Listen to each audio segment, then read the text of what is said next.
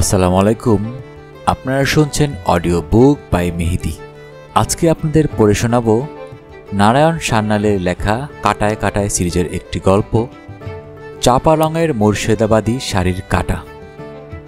আমাদের চ্যানেলে এই কাটা সিরিজের একটি গল্প দেয়া হয়েছে, হরিপদ কেরানির কাটা। সেই গল্পে আপনাদের ভালোবাসা এবং আন্তরিকতায় মুগ্ধ হয়ে আমরা কাটা সিরিজের নতুন আরেকটি গল্প আনার চেষ্টা করেছি। এই গল্পটি একটু বড় গল্প, কাজেই আপনাদের শোনার সুবিধার্থে চাপা রঙের মুর্শিদাবাদী শাড়ির কাটা গল্পটিকে আমরা দুটি পর্বে ভাগ করে দিচ্ছি। আশা করি আপনাদের ভালো লাগবে। যারা এখনও অডিও বুক বাই মেহেদি চ্যানেলটি সাবস্ক্রাইব করেননি, অসংখ্য অনুরোধ থাকবে চ্যানেলটি সাবস্ক্রাইব করে বেল আইকনটি অন করে দিবেন। আজকে আপনারা শুনবেন চাপা রঙের মুর্শিদাবাদী শাড়ির কাটার প্রথম পর্ব। গল্পটির রচনাকাল 2000 সাল, প্রথম প্রকাশ জানুয়ারি 2001। গল্প পাঠে আমি মোহাম্মদ মেহেদি হাসান।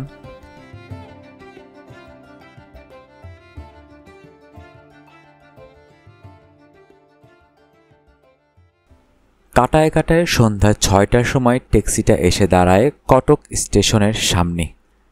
নেমে এলো একক যাত্রী, বছর 25-এর একজন সুবেশী যুবক। পরনে গ্রে রঙের সফরি স্যুট, গলায় নীলচে রঙের ট্রাইপড টাই, হাতে রেক্সিনের ফোলিও ব্যাগ। ট্যাক্সির ভাড়া মিটিয়ে দিতে দিতেই গাড়ির পিছনের ডিকিটা খুলে ওর সুটকেসটা নামিয়ে ফেলেছে রেলওয়ে পোর্টার। যুবকটি গাড়ির পিছনের দিকে এগিয়ে আসার অবকাশে কলিটা মাথায় জড়িয়ে নিয়েছে তার লাল শালুর ফেটটি। প্রশ্ন করে, कौन ट्रेन से जाना है साहब? East Coast Express. वो तो आने वाली है, आज बिल्कुल टाइम पर आ रही। सामान उठाओ, पूछने की क्या जरूरत है?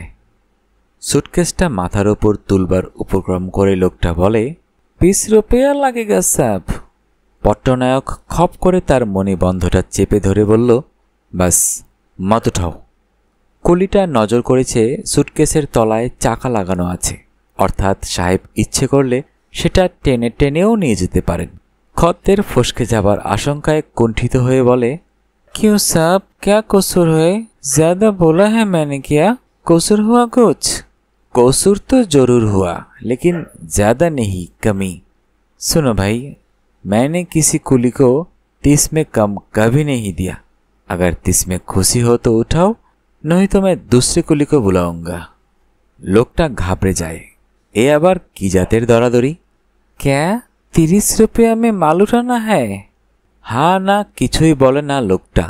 सुटकेसटा उठिए निये स्टेशन पाने हाटा धरे। पिछ थेके निर्देश भेसे आसे, फार्स्ट क्लास सी कूपे। ईस्ट कोस्ट एक्सप्रेस आज घड़िर काटार संगे समान ताले पाल्ला दिए आसছে। Arrival time 6টা15। ঠিক সেই সময়ে গজরাতে গজরাতে প্রবেশ করলো ট্রেনটা। তাড়াহুড়ার কিছু নেই, 10 মিনিট স্টপেজ। মালপত্র নিয়ে উঠল গাড়িতে। কুপেটা ফাঁকা। এতটা সৌভাগ্য হবে আশা করেনি জগৎবন্ধু। সচরাচর যুগল যাত্রী হলেই কুপেতে ঠাঁই মেলে, ও একক যাত্রী, তবু কি জানি কেন এখানেই নির্দিষ্ট হয়েছে তার আসন। তুঙ্গে বৃহস্পতি থাকলে যা হয় আর কি। ট্রেনটা যাবে সেকেন্দ্রাবাদ তক। ওর গন্তব্য অবশ্যই বিশাখাপত্তনম এই ট্রেনে। সেখান থেকে ভেসে পড়বে নীল দরিয়ায়, ভাসতে ভাসতে পরবর্তী বন্দরে। সেটা ওডেসা না পানামা, দুবাই না সিডনি জানা নেই। জানা যাবে বিশাখাপত্তনমে রিপোর্ট করলে। বার্থ সংলগ্ন হুকে কাঁধের ব্যাগটা কুলি টাঙিয়ে রাখল। জগৎবন্ধু তার হাতে ধরা ম্যাগাজিনগুলো ছড়িয়ে ছিটিয়ে ফেলে রাখল সিটের ওপর। তারপর হাত লাগালো কুলির মাথা থেকে সুটকেসটা নামাতে।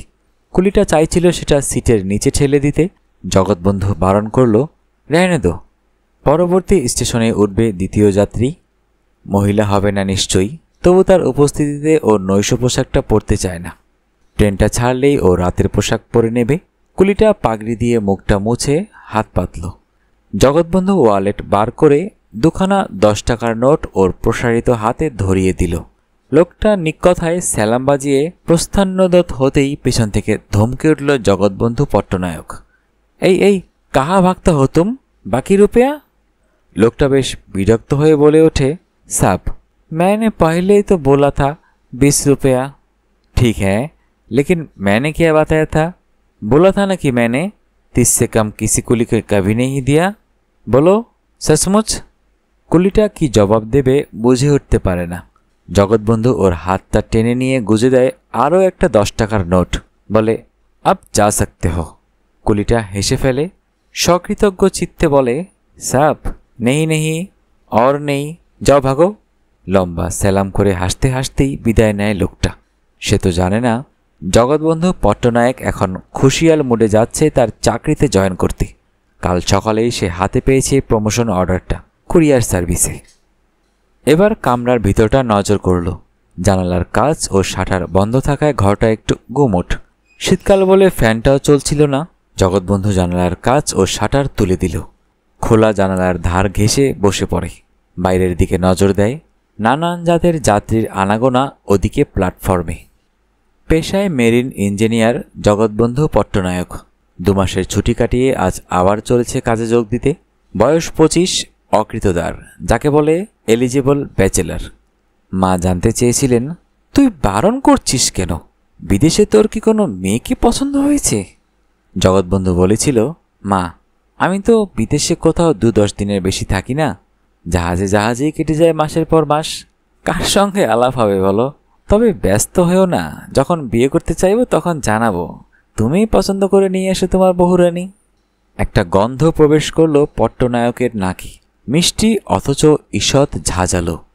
কিসের গন্ধ? একেবারে অপরিচিতও নয় গন্ধটা। ফুলের নয়, পূর্ববর্তী যাত্রীর কোনো দীর্ঘস্থায়ী ফরাসি সুবাস। হঠাৎ একটা ঝাঁকুনি দিয়ে ছাড়ল ট্রেনটা। পট্টনায়কের হাতে সোনালি ব্যান্ডের রোলেক্স ঘড়িটায় তখন 6:25। ইস্ট কোস্ট এক্সপ্রেস আজ টাইম টেবলের সঙ্গে পাল্লা দিয়ে চলেছে। ডিস্ট্যান্ট সিগন্যালের সীমানা ছাড়িয়ে ট্রেন তখন নির্দিষ্ট পথে দৌড় শুরু করেছে। আবার গন্ধটা নাকে এসে লাগলো। এবার কিন্তু ওর মনে পড়ে যায় ক্লোরোফর্ম। গতবার সমুদ্রযাত্রায় তাকে 2-3 দিন সিক বেডে আশ্রয় নিতে হয়েছিল। তখন একবার ওকে ওটিতেও যেতে হয় পরীক্ষা করাতে। সেখানে ডাক্তারবাবুকে জিজ্ঞাসা করে জেনেছিল। কিন্তু এখানে ও গন্ধটা আসছে কোথা থেকে? বসা অবস্থাতেই চারিদিকে তাকিয়ে দেখল। সন্দেহজনক কিছু নজরে পড়ল না। হাত বাড়িয়ে ফ্যানটা খুলে দিল। হোক শীতকাল, গন্ধটাকে এ ঘর থেকে তাড়াতে হবে। আবার জানালা দিয়ে বাইরে তাকালো। শীতের সন্ধ্যা, দিনের আলো ফুরিয়ে আসছে। এক ঝাঁক টিয়া পাখি উড়ে গেল দিগন্তের এ প্রান্ত থেকে ও প্রান্তে। হঠাৎ খেয়াল হলো পরের স্টেশন ভুবনেশ্বর খুব বেশি দূরে নয়। সেখানে হয়তো ওর এই একাধিপত্য ব্যাহত হবে। ওর নিজের আপার বার্থ হয়তো নিচের তলার মানুষ এসে উপস্থিত হবেন। সুতরাং এখনই নৈশ পোশাকটা পরে নেওয়া বুদ্ধিমানের কাজ। সুটকেসটা খুলে পাজামা, পাঞ্জাবি, তোয়ালে আর খবরের কাগজে মোড়া চপ্পল বার করে নিল। সুটকেসটা বন্ধ করে এবার সিটের নিচে পাচার করতে চাইল। কিন্তু কি জানি কেন সুটকেসটা অন্দরমহলে যেতে আপত্তি জানালো। সেটা যেন কিছুতে বাধা পাচ্ছে। পূর্ববর্তী যাত্রী কি একটা মাল নামাতে ভুলে গেল নাকি? সুটকেসটা সরিয়ে সিটের নিচটা একবার দেখবার চেষ্টা করলো জগৎবন্ধু। বাইরেটায় এতক্ষণে অন্ধকার নেমে এসেছে। নিচু হয়ে মনে হলো সিটের নিচে কালো কাপড়ে ঢাকা বেশ বড়সড় একটা বস্তা রয়েছে। কিন্তু এ কি? সে বস্তা থেকে চুইয়ে কি যেন একটা তরল পদার্থ। রক্ত নাকি? হাত বাড়িয়ে জেলে দিল ফ্লোরেসেন্ট বাতিটা। এ কি? হ্যাঁ, রক্তই তো। নিচে হয়ে কালো কাপড়টা সরাতেই ফার্স্ট ক্লাস সি কুপেতে পর মুহূর্তে শোনা গেল একটা আর্তনাদ। যেন সেটা সবার আগে কর্ণগোচর হয়েছে রেলওয়ে ইঞ্জিনিয়ারটার।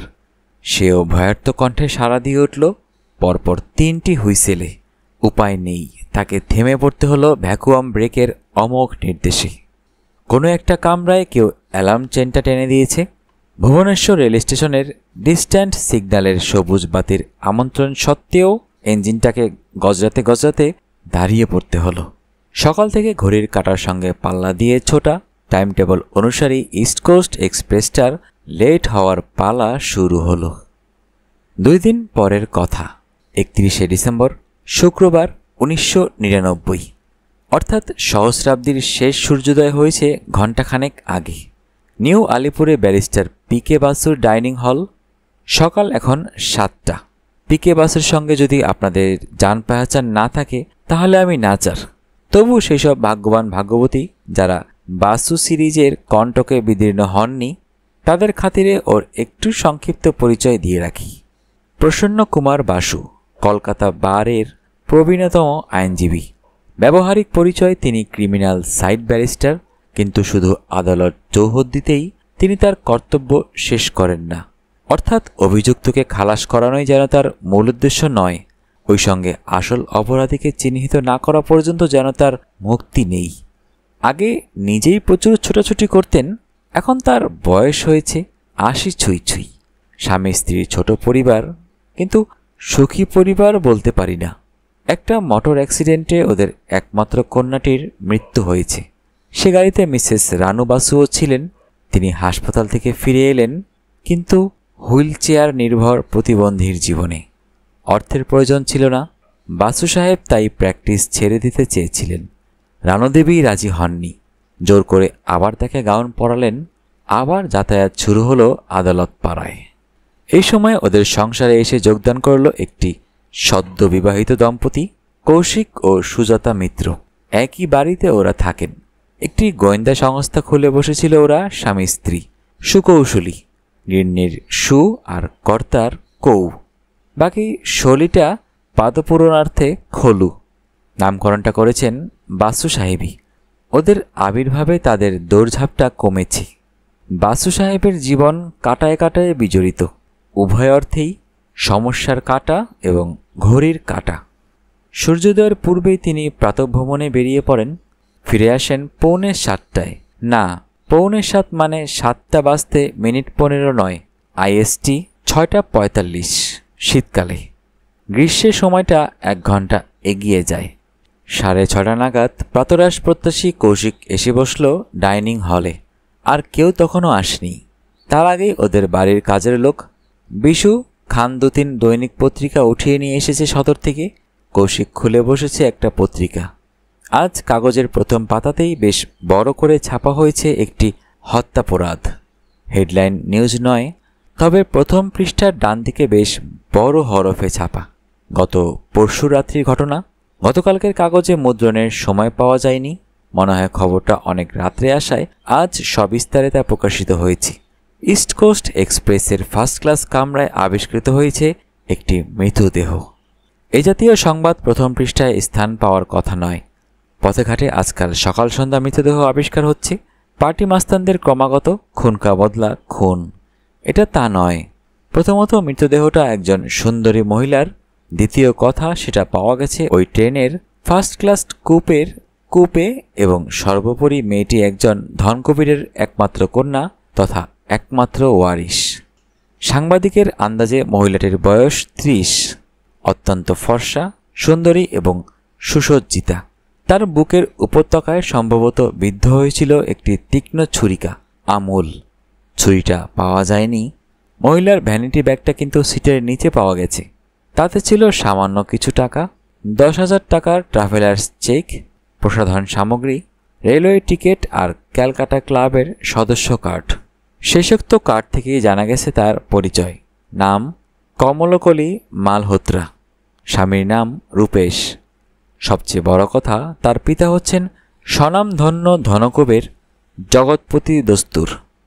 শেষোক্ত হেতুতেই সংবাদটা প্রথম পৃষ্ঠায় অনেকখানি জায়গা জুড়েই ক্ষান্ত হয়নি, উপচে পড়েছে পঞ্চম পৃষ্ঠাতে। পত্রিকার নিজস্ব সংবাদদাতা বেশ মুন্সিয়ানার সঙ্গে সংবাদটা পরিবেশন করেছেন। মৃতদেহটি প্রথম আবিষ্কার করেন একজন তরুণ মেরিন ইঞ্জিনিয়ার। তিনি কটক থেকে বিশাখাপত্তনম যাচ্ছিলেন। সেই সি চিহ্নিত কূপেতে যখন তিনি প্রবেশ করেন তখন সেটা ফাঁকাই ছিল, কিন্তু ট্রেনটা ছাড়ার পরে তার নাকে একটা ক্লোরোফর্মের গন্ধ ভেসে আসে। চলন্ত ট্রেনে সেটা অপ্রত্যাশিত। পরক্ষণেই তার নজরে পড়ে নিচে একটা রক্তের ধারা। নিচু হয়ে তিনি দেখতে যান সিটের নিচে কি আছে। তৎক্ষণাৎ তিনি চেন টেনে দেন। ভুবনেশ্বর স্টেশনের অনতিদূরে ট্রেনটি দাঁড়িয়ে পড়ে। পরদিন বৃহস্পতিবার সকালে মহিলার স্বামী রূপেশ মালহোত্রা তার নিজস্ব গাড়িতে ভুবনেশ্বর চলে যান। তিনি মৃতদেহ শনাক্ত করেন।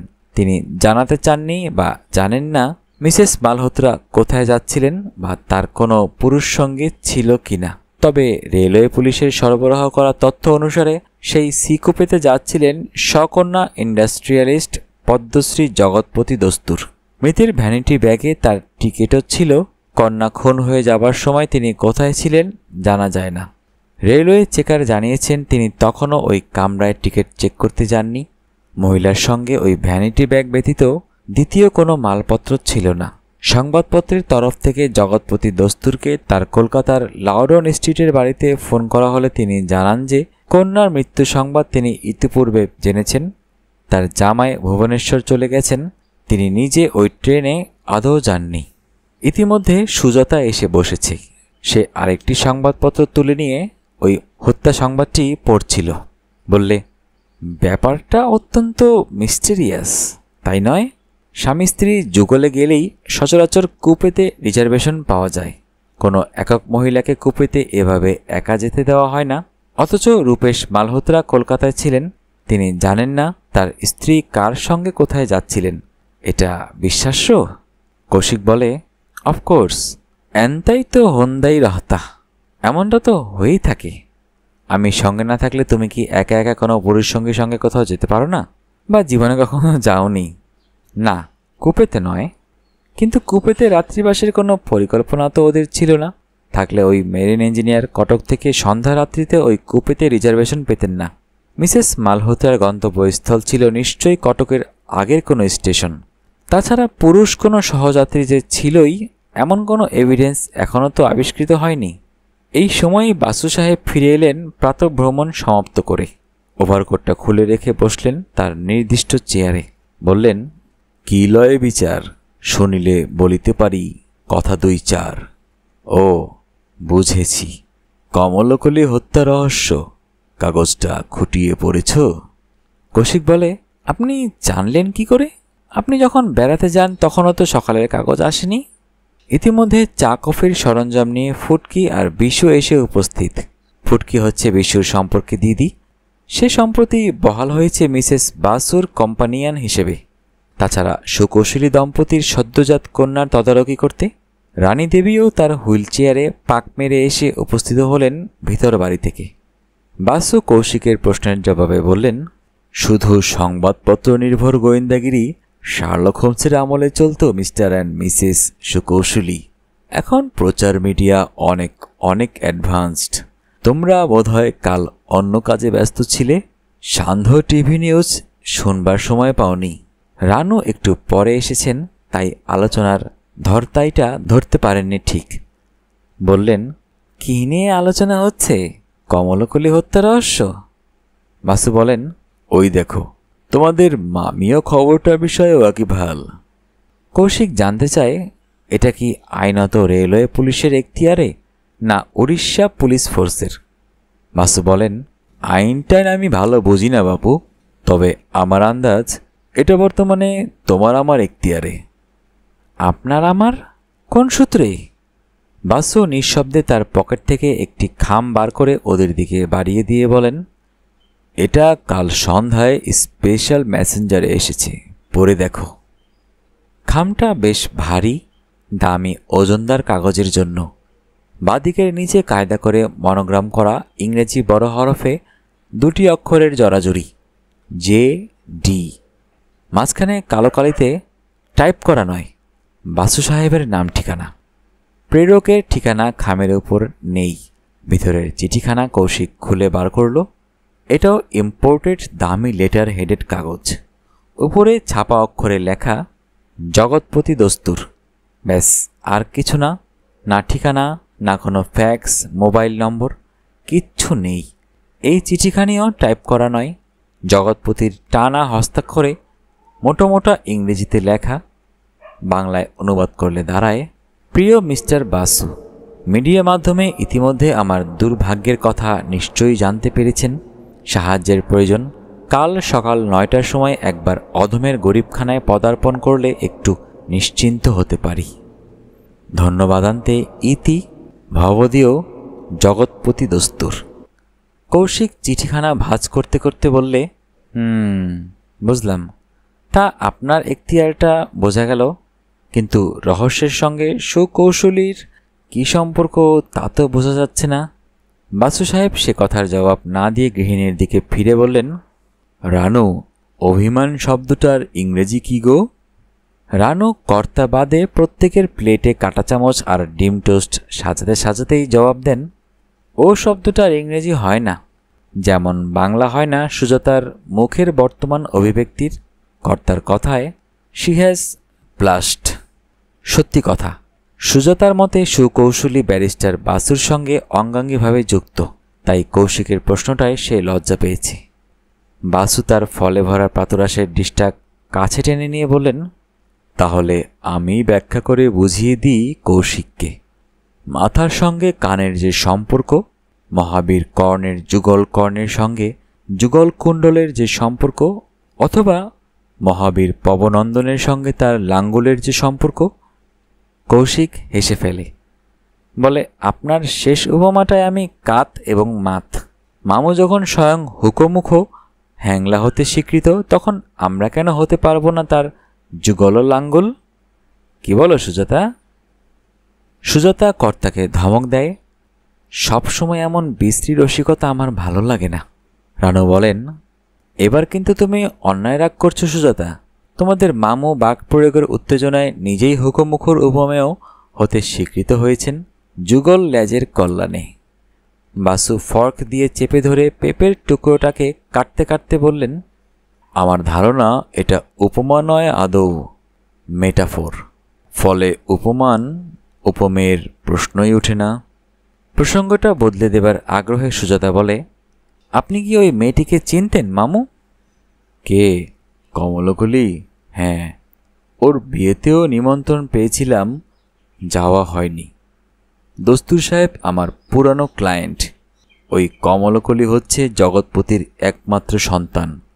কম বয়সেই ওর মা মারা গেছেন, তখনও জগৎপতি যুবকই, কিন্তু সে আর বিয়ে করেনি। রানু জানতে চাইলেন, কেন? কেন তা জানি না, তবে মা হারা মেয়েটিকে দস্তুর মতো আদর দিয়ে মানুষ করার চেষ্টা করে, পারে না। সুজাতা বলে, পারে না মানে? কি পারে না? মানুষ হিসেবে গড়ে তুলতে। Totally spoiled child. তবে সুখের কথা, ড্রাগস বা মাত্রাতিরিক্ত মদ্যপানের শিকার হয়ে পড়েনি। সোসাইটিতে মক্ষীরানীর ভূমিকাটাতেই তার সন্তুষ্টি, একাধিক তরুণ স্তাবকের স্তুতিতেই তার তৃপ্তি। ক্রমাগত সে বয়ফ্রেন্ড পরিবর্তন করে ডেটিং করত। দস্তুরের এক কাজিন পুত্র একটা মার্ডার কেসে ফেসে যাওয়ায় আমি ওদের পরিবারের সঙ্গে ঘনিষ্ঠ হয়ে পড়ি। সেটা প্রায় বছর 3-4 আগেকের কথা। ওই সময়ে কমলকলি একটি ক্লাস 1 লম্পটের প্রেমে পড়ে, যাকে বলে হেড ওটার হিলস। কি যেন নাম ছোকরার? হ্যাঁ, মনে পড়েছে, কুমার বিক্রমজিৎ সিং। নিজের পরিচয় দিতে সে নাকি বলতো যে সে হচ্ছে মধ্যপ্রদেশের কোনো ভূতপূর্ব রাজপরিবারের সন্তান। সে আমলে ছেলেটিকে দেখেছিলাম, এক্সিডিংলি হ্যান্ডসাম, স্মার্ট, টল। বলিউডে কেন যায়নি জানি না, তবে কানাঘোষায় শুনেছিলাম একটু শেডি ক্যারেক্টার। ব্যবসা করে, তবে কিসের বিজনেস কেউ জানে না। মাঝে মাঝেই মধ্যপ্রাচ্যে নানান জায়গায় উড়ে যায়, দুবাই, বেরুট, ওমান, কুয়েত, এদিকে মুম্বাই, হংকং, সিঙ্গাপুর। কলকাতায় এসে আশ্রয় নেয় খানদানি হোটেলে, তাজ বেঙ্গল বা কেনিলওয়ার্থে।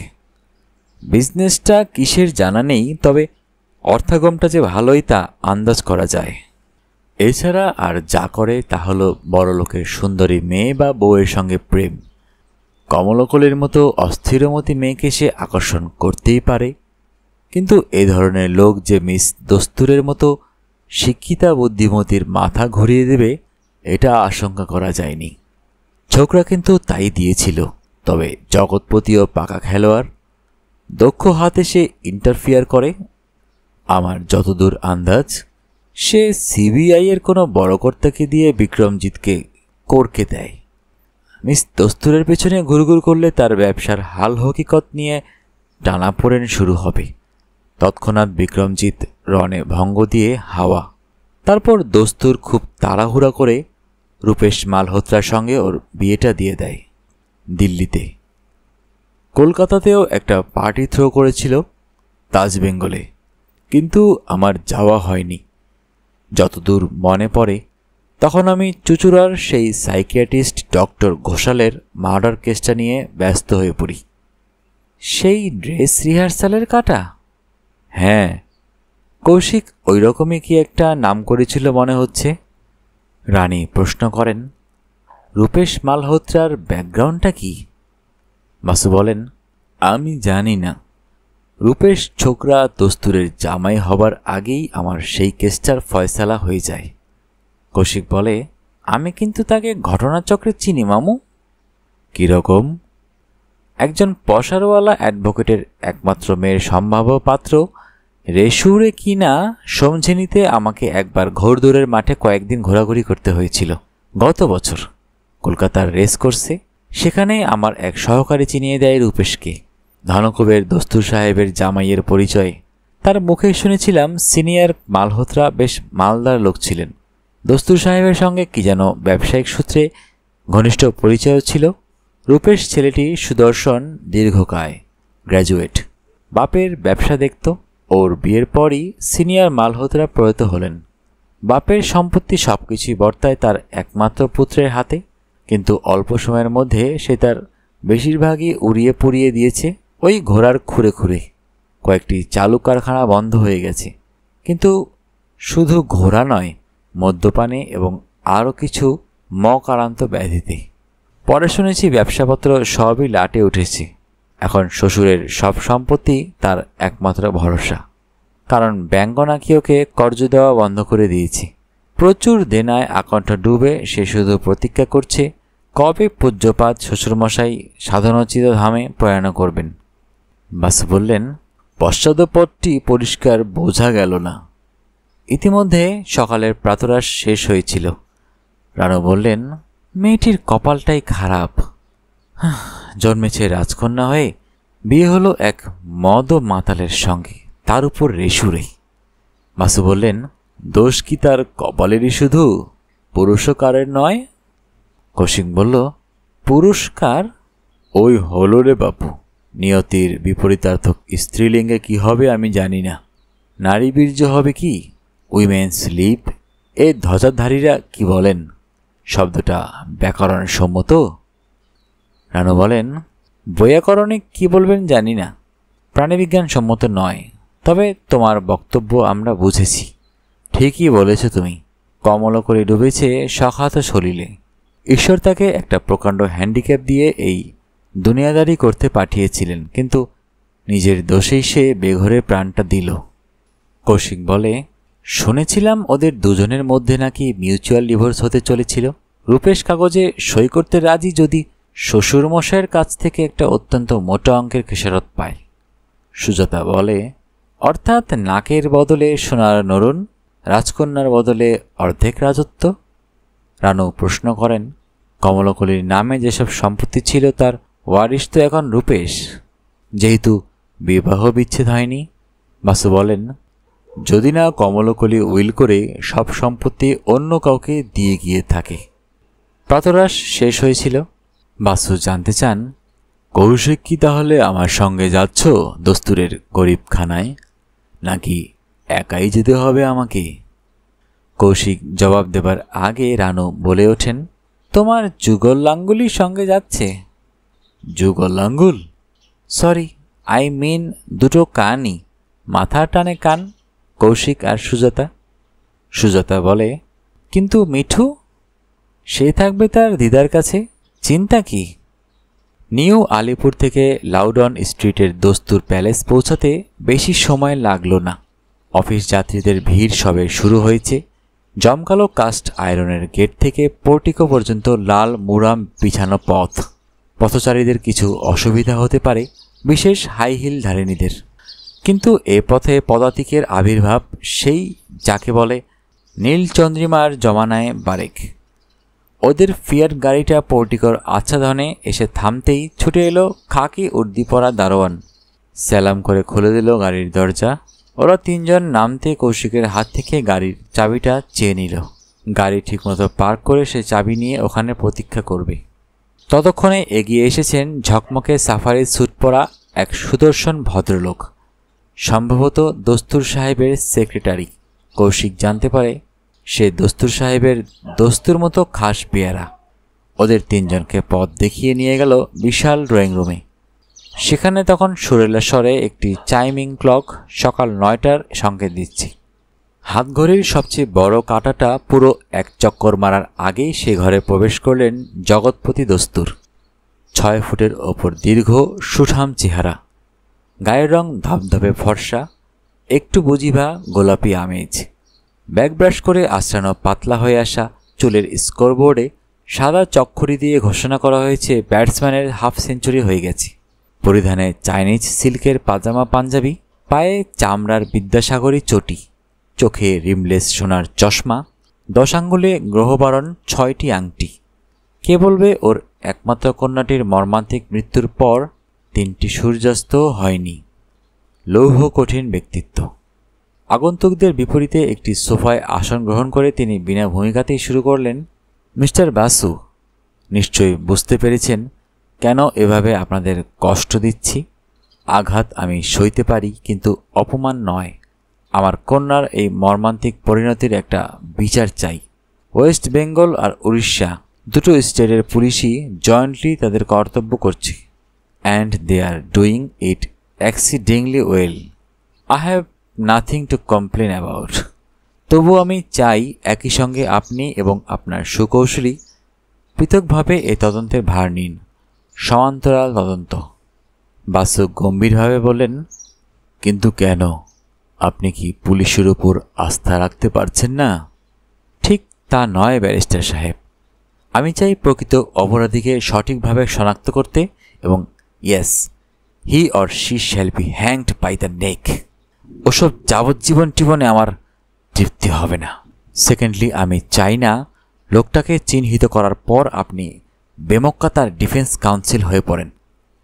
আপনার ধারণা ভুল। প্রকৃত অপরাধীকে আমি কখনো আই নো স্যার, এ নিয়ে এখন আলোচনার কোনো মানে হয় না। আপনি কি আমার লিগ্যাল কাউন্সিলর হতে স্বীকৃত? অস্বীকৃত হওয়ার কোনো কারণ হয়নি, তবে কেসটা আগে বিস্তারিত শুনি। কাগজে যেটুকু প্রকাশিত হয়েছে তা যথেষ্ট নয়। আমার কিছু জিজ্ঞাসা আছে প্রথমে। বলুন। প্রথম প্রশ্ন, কমলকলিকে কে খুন করেছে তা কি আপনি জানেন? এই প্রথম একটু বিচলিত মনে হলো দস্তুর সাহেবকে। ইতস্তত করে বললেন, সন্দেহভাজন দু একজন যে নেই তা বলবো না। বাধা দিয়ে বাসু সাহেব বলে ওঠেন, সন্দেহের কথা হচ্ছে না, নিশ্চিতভাবে জানেন কি না বলুন। না, জানি না। নিশ্চিতভাবে জানলে তো এতক্ষণে তাকে হাজতে পড়ে ফেলার ব্যবস্থা করতাম। অলরাইট স্যার, এবার আপনি একটু বিস্তারিতভাবে বলুন, মানে সংবাদপত্রে যা মুদ্রিত হয়নি। কমলকলি কেন ভুবনেশ্বরে যাচ্ছিল সেখান থেকে শুরু করুন। Better begin at the beginning. না, কলি ভুবনেশ্বরে যাচ্ছিল না আদৌ, যাচ্ছিল বালাসোর। ওখান থেকে তার চাঁদিপুর যাওয়ার কথা ছিল। ইনফ্যাক্ট আমার এক ডিস্ট্যান্ট কাজিনের ছেলে থাকে বালাসোরে। তার ম্যারেজ অ্যানিভার্সারির একটা পার্টি ছিল। আজই ওরা সেখান থেকে সদর বলে চাঁদিপুরে বেড়াতে যাবার প্ল্যান করেছিল। আমার জন্যও রেলওয়ে টিকিট কাটা হয়েছিল, কিন্তু হঠাৎ একটা কাজে আমি যেতে পারলাম না। কমলকলি একাই রওনা হলো। একেবারে একা? না, ওর একজন কম্প্যানিয়ন সঙ্গে ছিল, সোমা হাজরা। ওই একই কম্পার্টমেন্টে, সি কুপেতে? না, সে ছিল সেকেন্ড ক্লাসে। সেই তো ফিরে এসে প্রথম রিপোর্ট করে। তার কথা অবশ্য কাগজে কিছু বের হয়নি। অলরাইট, তার কাছ থেকেই তাহলে ফার্স্ট হ্যান্ড রিপোর্ট শুনব। সে এ বাড়িতে আছে তো? হ্যাঁ, 3 কোলে তার কেউ নেই, যাবে আর কোথায়? খুব ভেঙে পড়েছে ন্যাচারালি। আপনি যা বলছিলেন তাই বলে যান। আপনার যাওয়া হলো না, যে কোনো কারণেই হোক, তা আপনি কি টিকিটটা রিফান্ড করেছিলেন? না, করিনি। দেখুন, আমরা এসি টিকিট পাইনি, কিন্তু ফার্স্ট ক্লাস কুপে পেয়েছিলাম। আমি ইচ্ছে করে টিকিটটা ফেরত দিইনি। যাতে দিনের বেলা কূপের নির্জনতায় কলির কোনো বেগানা যাত্রাসঙ্গী না জোটে। কিন্তু সেটা যে এমন একটা ফ্যাটাল হয়ে যাবে তা কেমন করে জানব? বটেই তো। তারপর যেহেতু কলি একটা ম্যারেজ অ্যানিভার্সারিতে নিমন্ত্রিত হয়ে যাচ্ছিল, তাই তার সঙ্গে সামান্য কিছু গহনাগাটিও ছিল। মানে ধরুন তার মার্কেট প্রাইস 8-10 লাখ টাকার মতো হবে। জাস্ট আ মিনিট, সে নিশ্চয়ই ট্রেনে সেগুলো পড়ে যাচ্ছিল না? তাহলে সেগুলো ছিল কোথায়? ওর ইউজুয়াল লাগেজের মধ্যে? না না, জুয়েলারি আর অর্নামেন্টস ছিল একটা আলাদা ছোট কেসে। বাইরে থেকে অবশ্য বোঝা যেত না তার ভিতরে কি আছে। মনে হতো কসমেটিক্স ব্যাগ। সেটা কলির সঙ্গেই ওর সিকোপেতে ছিল, সেটা সে হাতছাড়া করার মেয়ে নয়। আর বাকি লাগেজ ছিল ওই কম্পেনিয়নের সঙ্গে সেকেন্ড ক্লাসে। বুঝলাম, বলে যান। বালাসোরে ট্রেন থামলে ওই কম্পেনিয়ন মানে মিস সোমা হাজরা ট্রেন থেকে নামে। একটা কলির মাথায় মালপত্র চাপিয়ে কলির কামরায় চলে আসে। কলি তখন তাকে বলে সে ওই বালাসোরে নামবে না, আরও কিছুটা দূরে যাবে। কেন, কি বৃত্তান্ত তা বুঝিয়ে বলেনি। সোমাকে নির্দেশ দিয়েছিল বালাসোরের ফার্স্ট ক্লাস ওয়েটিং রুমে অপেক্ষা করতে। আরও বলেছিল সে কয়েক ঘন্টার মধ্যেই ডাউন ট্রেনে বালাসোরে ফিরে আসবে। সোমা অবাক হয়, কিন্তু প্রতিবাদ করতে পারে না, একটু বিহব্বল হয়ে পড়ে। তখনই ট্রেনটা ছেড়ে দেয়। সোমা মালপত্র প্রথমে ক্লোকরুমে জমা দেয়।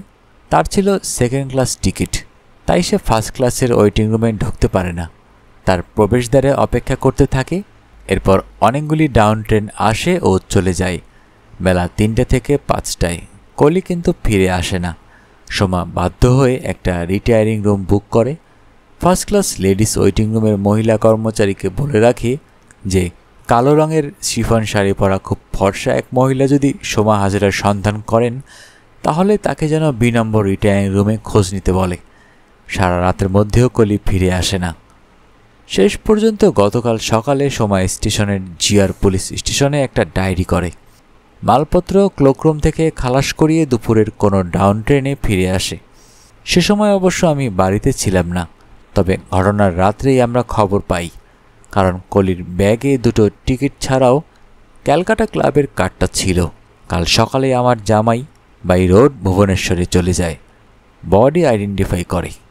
বাসু জানতে চান, আপনার মেয়ে কেন বালাসোরে নামলো না, তার কারণ কিছু অনুমান করতে পারেন? অ্যাপারেন্টলি কোনো কারণ তো খুঁজে পাচ্ছি না, তবে সোমা যা বলছে তাতে মনে হয় বালাসোরে কলি তার কূপের মধ্যে একা ছিল না। সুজাতা আর নিজেকে সংযত রাখতে পারে না, বলে সোমা কি বলছে তা সরাসরি তার মুখ থেকে শুনলেই ভালো হয় না? বাসু বললেন, সেটা তো শুনবই, কিন্তু সে ফিরে এসে মিস্টার দস্তুরকে কি বলেছিল, যতদূর তার স্মরণে আছে, সেটা প্রথম শুনে নিতে দোষ কি? আপনি বলুন মিস্টার দস্তুর। সোমা কলিকে ডাকতে গিয়ে ভিতরে একজন পুরুষকে দেখি। সে কূপের ভিতর পিছন ফিরে দাঁড়িয়েছিল, উল্টো দিকের জানালা দিয়ে বাইরে কিছু দেখছিল। সোমা তার মুখ দেখতে পায়নি। কৌশিক জানতে চায়, সোমা কি কামরায় উঠেছিল? না, সে প্ল্যাটফর্ম থেকেই কথা বলছিল। প্ল্যাটফর্ম কি করিডোরের দিকে পড়েছিল নাকি কূপের ভেতরের দিকে? করিডোরের দিকে। কলি করিডোরে দাঁড়িয়ে সোমার সঙ্গে কথা বলছিল। মুষ্টিবদ্ধ 2 হাতের উপর থুতনির ভার রেখে মেঝে পা পাতা ডুবে যাওয়া নরম গালিচার দিকে তাকিয়ে বসেছিলেন বাসু সাহেব। হঠাৎ বলে বসেন, আপনার কি মনে হয় ওই আগন্তুকের অকস্মাৎ আবির্ভাবে কমলকলি বালাসোরে না নামার সিদ্ধান্তটা হঠাৎ নিয়ে বসেছিল? লোকটা আনঅ্যাপয়েন্টেড অকস্মাৎ এসেছিল কিনা আমি জানি না। কলি সিদ্ধান্তটা হঠাৎ নিয়েছিল কিনা তাও আমি জানি না, কিন্তু তৃতীয় ব্যক্তির উপস্থিতি যে তার সিদ্ধান্ত বদলের হেতু, এটা ধরে নেওয়ার পিছনে যথেষ্ট যুক্তি আছে। কারেক্ট। তা সেই লোকটি কে হতে পারে এ বিষয়ে আপনি কিছু অনুমান করতে পারেন না? দস্তুর প্রত্যুত্তর করার আগেই তার হাতে ধরা যন্ত্রটায় একটা বিপ বিপ শব্দ হলো। বোতাম টিপে উনি যন্ত্রটা কর্ণমূলে ধরে কিছু শুনলেন। যন্ত্রের কথা মুখে বললেন, থ্যাঙ্কস ফর রিমাইন্ডিং মি। না, জিজ্ঞেস করিনি, এখন করছি, করে তোমাকে জানাচ্ছি। তারপর ওদের দিকে ফিরে বললেন, আপনাদের চা কফি বা ড্রিঙ্কস কিছু পাঠাতে বলবো? বাসু সে প্রশ্নের জবাব না দিয়ে প্রতিপ্রশ্ন করেন, কে জানতে চাইছেন? সোমা হাজরা? না, আমার সেক্রেটারি। ইনফ্যাক্ট তিনি আমার হাউসকিপার কলির মা মারা যাবার পর। আইসি, তার সঙ্গে আমার কিছু কথা আছে, যাবার আগে কথা বলে যাব। ওকে আপাতত জানিয়ে দিন আমরা এইমাত্র ব্রেকফাস্ট করে এসেছি, আর কিছু চাই না। যন্ত্রে সংবাদটা জানিয়ে বোতাম টিপার পর বাসু বললেন, আপনাকে একটা প্রশ্ন করেছিলাম, সেটা আবার করব? না, মনে আছে আমার। না, আমার কোনো নিশ্চিত ধারণা নেই। নিশ্চিত ধারণার কথা তো আমি জানতে চাইনি। অনুমান? Any wild guess? দস্তুর কয়েক সেকেন্ড নিশ্চুপ বসে রইলেন। মেদিনী নিবদ্ধ দৃষ্টি, তারপর বললেন, sorry, I have the name answer. কোনো কিছু অনুমান করতেও পারছি না আমি। I C. পোস্টমর্টম রিপোর্ট এখনও? বাসুর প্রশ্ন শেষ না হবার আগে উনি বললেন, না, এখনও পাওয়া যায়নি, আর পেলেই বা কি জানা যাবে? মৃত্যু তো হয়েছে একটা ছোড়ার আঘাতে। বাসু বললেন, তা হোক, পোস্টমর্টম রিপোর্ট পেলে টাইম ফ্যাক্টরটা হয়তো জানা যেত। ট্রেনটা বালাসোরে কখন পৌঁছায়? দস্তুর সরাসরি জবাব দিলেন না। যন্ত্রটা তুলে নিয়ে তার সেক্রেটারিকে বললেন, পামেলা, তুমি যে চার্টটা বানিয়েছ তার 2টো কপি নিয়ে এ ঘরে চলে এসো। ওরা তোমাকে কিছু প্রশ্ন করতে চান।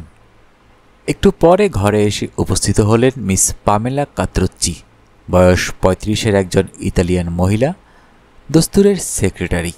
ভারতীয় পোশাকে, বাঙ্গালোর সিল্কের শাড়ি, স্লিভলেস ব্লাউজ, এক হাতে রিস্টওয়াচ, অপর হাত নিরাভরণ, দীর্ঘদেহী, মধ্যখামা, বয়স্কার চুল, নীল চোখ।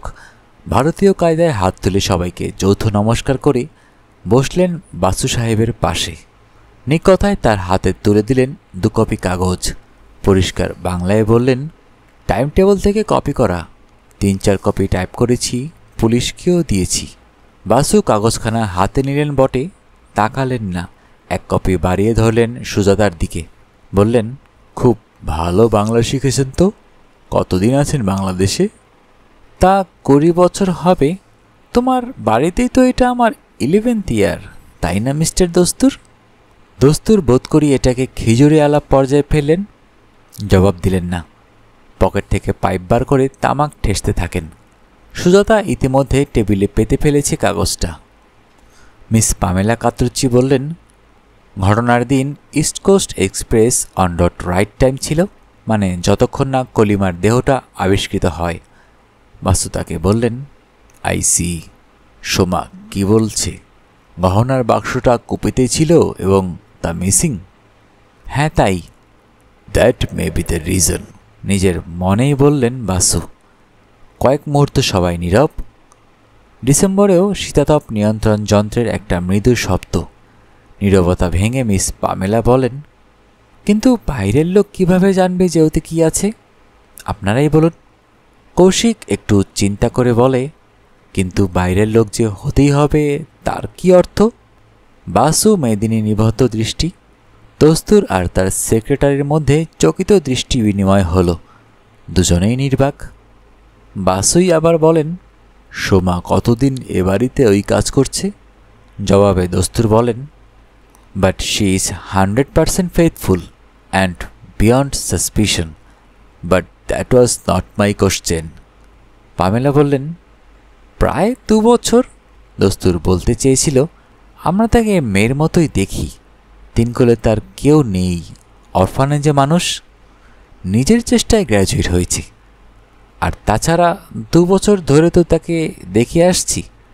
ওই যে কথা দস্তুর বলল, শি ইজ 100% ফেথফুল। বাসু একটা দীর্ঘশ্বাস ফেলে বললেন, তাছাড়া সে তো ছিল 3 বগি পিছনে, আর ছুরি চালানো মেয়েদের কাজ নয়। স্ত্রীলোক হত্যাকারী হলে দেখা যায় মেথডটা বিষ প্রয়োগ, অলমোস্ট 90%। দস্তুর বিরক্ত হয়ে বলে ওঠেন, প্লিজ ব্যারিস্টার সাহেব, সন্দেহের তালিকা থেকে আপনি কয়েকজনকে বাদ দিন। আমাকে, পামেলা, সোমা বা আমার বাড়ির দারোয়ান, পাচক, বেয়ারা, ড্রাইভারদের। এই কাজ সেই স্কাউন্ডেলটার, সেই যাকে ট্রেনের কামরায় সময় দেখিয়েছিল বালাসোর স্টেশনে। কৌশিক জানতে চায়, আপনার মেয়ের শেষকৃত্য কোথায় হবে? দস্তুর জবাব দিলেন না। পকেট থেকে রুমাল বার করে চশমার কাঁচটা মুছতে থাকেন। পামেলা বলেন, আজ দুপুরে আমরা বাইরোড ভুবনেশ্বর যাচ্ছি। কলিমার হাজবেন্ড তো ওখানেই আছেন, কয়েকজন নিকটাত্মীয় আমাদের সঙ্গে যাচ্ছেন পৃথক গাড়িতে। ফিউনারাল পুরীর স্বর্গদ্বারেই হবে। বাসু জানতে চান, কমলকলির ওয়ারিশ কে, তার স্বামী? দস্তুর আবার আলোচনায় যোগ দেন। বলেন, বিয়ের 3 মাসের মধ্যে কলি তার সমস্ত স্থাবর সম্পত্তি, গোটা সাথে ল্যান্ডেড প্রপার্টি, শেয়ার্স, অন্যান্য সিকিউরিটি একটা উইল করে তার হাজবেন্ড রূপেশ মালহোত্রাকে দিয়ে বসে। আমি যখন জানতে পারি ততদিনে ওদের সম্পর্ক তিক্ত হতে শুরু করেছে। আমি উইলটা নষ্ট করে ফেলতে চেয়েছিলাম, কারণ আমার মনে হয়েছিল ওদের ডিভোর্স অনিবার্য, কিন্তু কলি রাজি হয়নি। রাজি হয়নি কেন? সে কি ডিভোর্স চাইছিল না? ওরা তো গত 7 মাস সেপারেশনে আছে, একসঙ্গে একটা রাতও কাটায়নি। কলি চাইছিল মিউচুয়াল ডিভোর্স। স্কাউন্ডেলটা গররাজি নয়, তবে তার ডিমান্ড ছিল আকাশচুম্বী। তাহলে কমলকলি তার উইলটা বদলাতে রাজি হলো না কেন? দস্তুর নীরবে পাইপ টানতে থাকেন। পামেলা বলেন, তুমি ভুল করছো মিস্টার দস্তুর। ডাক্তার আর লিগ্যাল অ্যাডভাইজারের কাছে কিছু লুকোনোর চেষ্টা করা বোকামি। দস্তুর তার সেক্রেটারির দিকে একবার চোখ তুলে তাকিয়ে দেখলেন, তারপর বললেন, you better answer that question. Pamela বলেন, না, ছিল না। জয়েন্ট অ্যাকাউন্ট সব ক্লোজ করে দিয়েছিল কলি। তবে আন্দাজ করা যায় রূপেশ মাঝে মাঝেই কলির কাছ থেকে মোটা টাকা নিয়ে যেত। ব্ল্যাকমেইলিং হতে পারে, আবার নাও পারে, হয়তো স্ক্যান্ডালের ভয়ে। মিস্টার দস্তুরকে ডিভোর্স পিটিশন ফাইল করাতে রাজি করিয়েছিল। আমাদের অ্যাটর্নি তার কাজ শুরু করেও দিয়েছিলেন। রূপেশ মালহোত্রা আজকাল কোথায় থাকে? আবার কথোপকথনে যোগ দেন দস্তুর সাহেব। সল্ট লেকে ওর বাপের বানানো দুটি বাড়ি, আলিপুরে ও লেক গার্ডেন্সের 2টি বড় বাড়ি ইতিমধ্যে বিক্রি হয়ে গেছে। তার মানে পরশু কমলকলি যখন রওনা হয় সেদিন সকালে রূপেশ কলকাতাতেই ছিল। তাই ছিল বলে আমার ধারণা। কংক্রিট প্রমাণ নেই, অন্তত রাত 8টায় সে সল্ট লেকের বাড়িতে ছিল, কারণ সেই সময় ভুবনেশ্বর থেকে পুলিশের এসটিডিটা সে রিসিভ করে। বাড়ির টেলিফোনে? Are you sure? মোবাইল নম্বরে নয়? দস্তুর একটু চমকে ওঠেন। বলেন, ওদিক থেকে আমি চিন্তা করিনি। না, সে খবরটা আমার জানা নেই। বাসু বললেন, আপনার কেসটা আমরা অ্যাকসেপ্ট করলাম। এবার মিস হাজরার সঙ্গে একটু কথা বলবো। জনান্তিকে, তাকে কাইন্ডলি পাঠিয়ে দিন। ওরা দুজনেই উঠে দাঁড়ালেন, ধীর পদে ঘর থেকে নিষ্ক্রান্ত হয়ে গেলেন। ডোর ক্লোজারের অমুক আকর্ষণে ফ্ল্যাশ পাল্লাটা বন্ধ হয়ে গেল। সুজাতা তখন সেই নির্জন ঘরে মামুকে বলে, আমার মনে হয় নট নাও, আমাদের আলোচনাটা পরেও হতে পারে। সুজাতার খেয়াল হলো দেওয়ালের নাকি কান থাকে, বিশেষ অমন ইন্ডাস্ট্রিয়াল ম্যাগনেটের বৈঠকখানায়।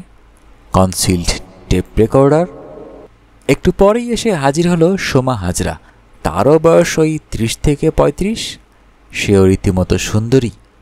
মুখায়ব খুব নয়নাভিরাম নয়, তবে অত্যন্ত ফর্সা এবং সুতনুকা।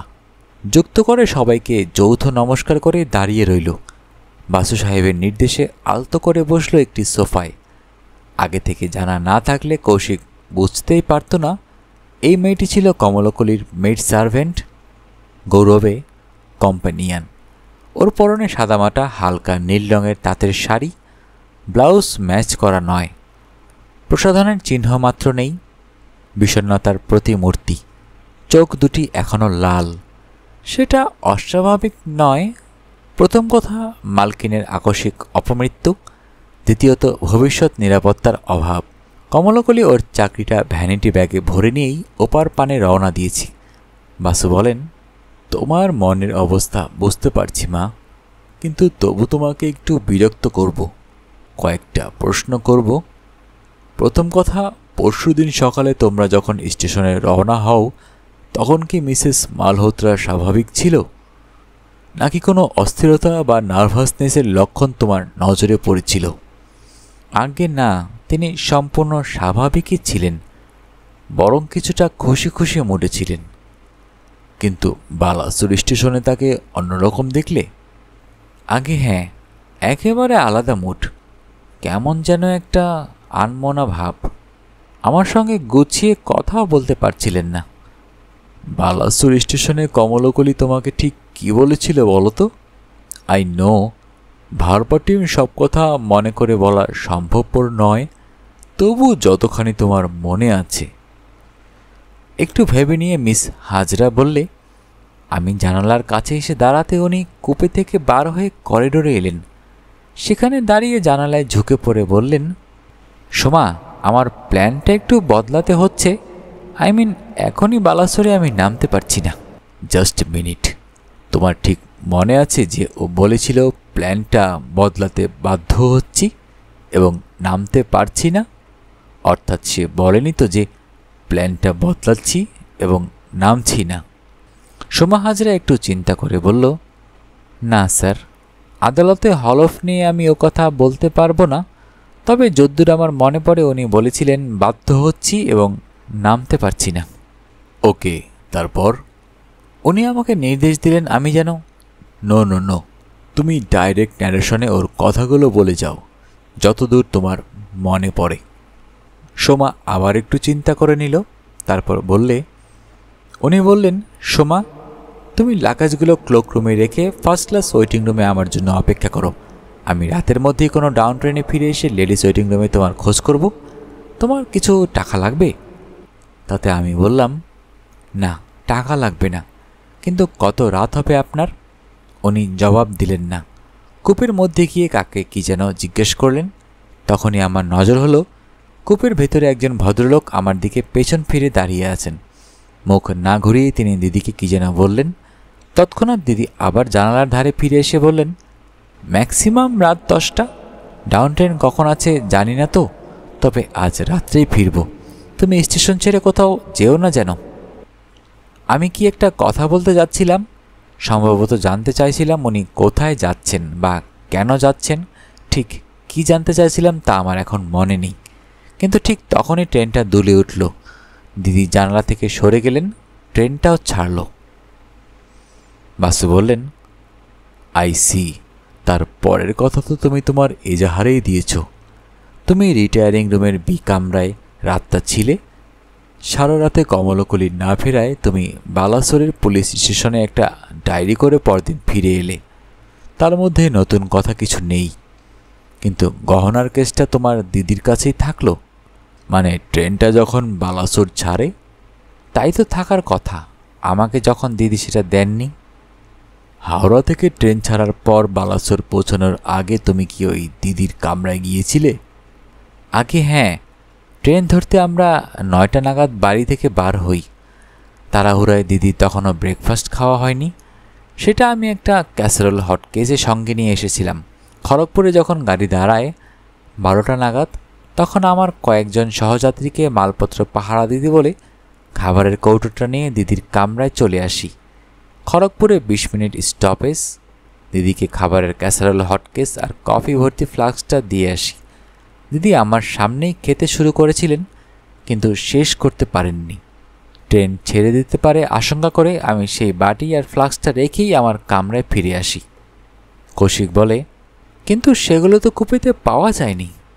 আমিও তাই শুনেছি, জানি না সেগুলো কোথায় গেল। বাসু জানতে চান, খড়গপুরে কমলগুলি কি খেয়েছিল? খান্দুই আলুর পরোটা, চিকেন মটর, সালাদ আর এক পিস সন্দেশ ছিল কৌটায়। দিদি তার কতটা কি খেয়েছিল আমি জানি না, কি করেই বা জানব। বাসু মেদিনী নিবদ্ধ দৃষ্টিতে কিছুক্ষণ চিন্তা করে বললেন, থ্যাঙ্কস সোমা, আমার আর কিছু জিজ্ঞাসা নেই। তুমি মিস্টার দস্তুরকে একবার এ ঘরে আসতে বলো, যাও। সোমা উঠল না, নিজে থেকেই বলে, আমার মনে হয় বালেশ্বরে যে ভদ্রলোককে আমি কূপের ভেতর দেখেছিলাম হয়তো তারই প্রয়োজনে দিদি প্রোগ্রামটা বদলান।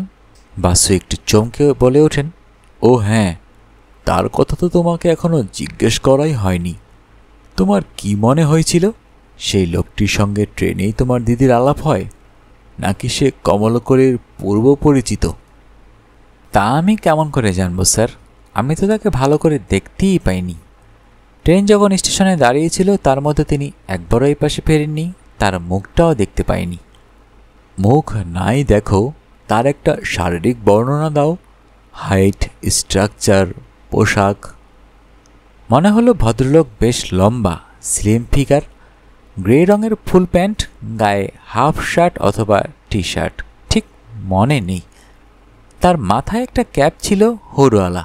তিনি দিদির সঙ্গে দু একটা কথা বলেছিলেন, কিন্তু বরাবর ওপাশ ফিরে। বাসু পাইপটায় আগুন ধরাতে ধরাতে ফস করে বলে ওঠেন, লোকটা তোমার দিদির হাজব্যান্ড মিস্টার রূপেশ মালহোত্রা নয় তো? রীতিমতো চমকে ওঠে সোমা। সামনে নিয়ে বলে, তাকে আমি কয়েকবার দেখেছি। এ লোকটির হাইট এবং স্ট্রাকচার মিস্টার মালহোত্রার মতোই, তবে উনি বলে মনে হয় না। কেন হয় না? তুমি তো লোকটাকে শুধু পিছন থেকে দেখেছ, এদিকে আবার হাইট স্ট্রাকচার মালহোত্রার সঙ্গে মিলে যাচ্ছে। তাহলে? সোমা জবাব দিতে পারে না, বোকার মতো তাকিয়ে থাকে। তার মানে লোকটা মিস্টার মালহোত্রা হতেও পারে, আবার না হতে পারে, তাই না? এ কথাই তো বলতে চাইছ? শব্দ বার হলো না মিস হাজরার মুখ থেকে। নীরব শিরস চালনে সে স্বীকৃতি জানালো, তুমি কুমার বিক্রমজিতের নাম শুনেছ? চেনো তাকে?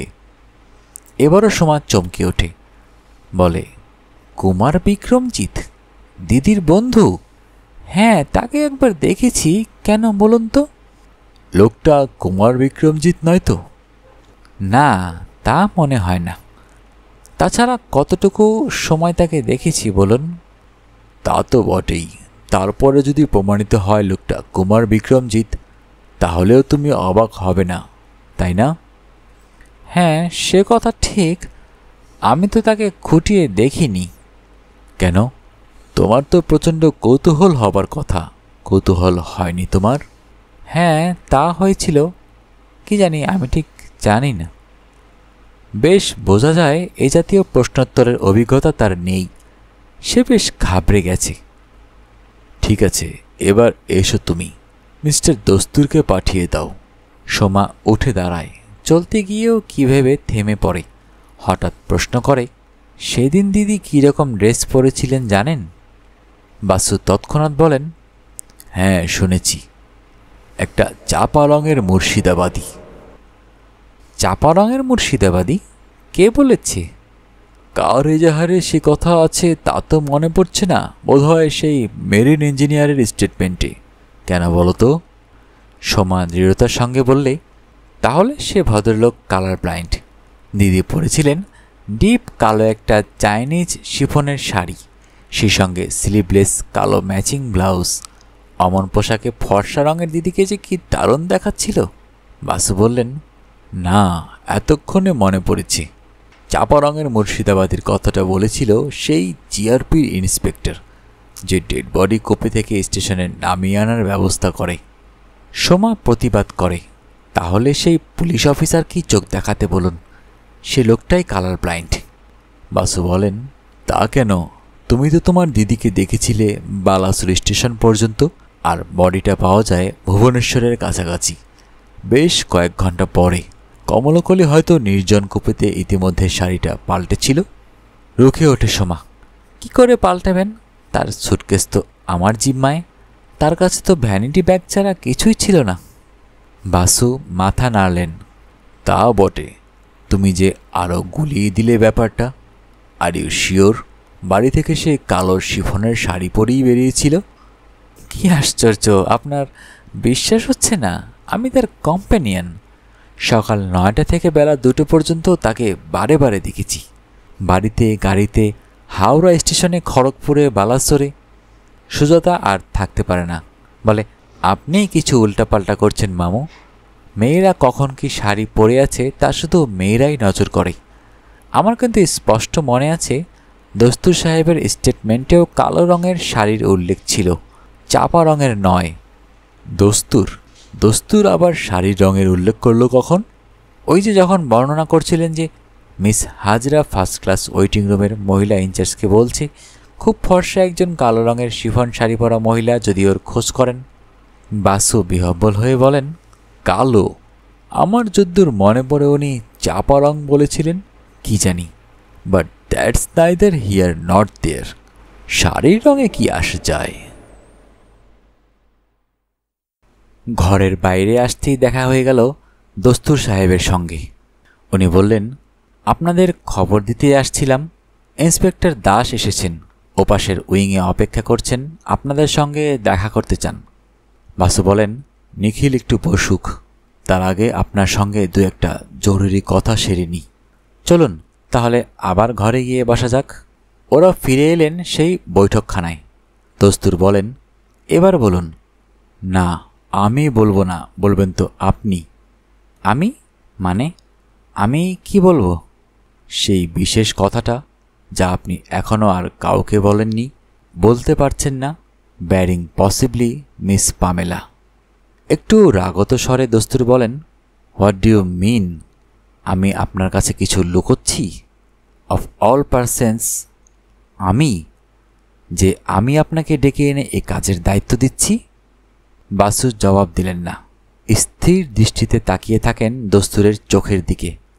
দস্তুর বলেন, কি হলো, কিছু একটা বলুন।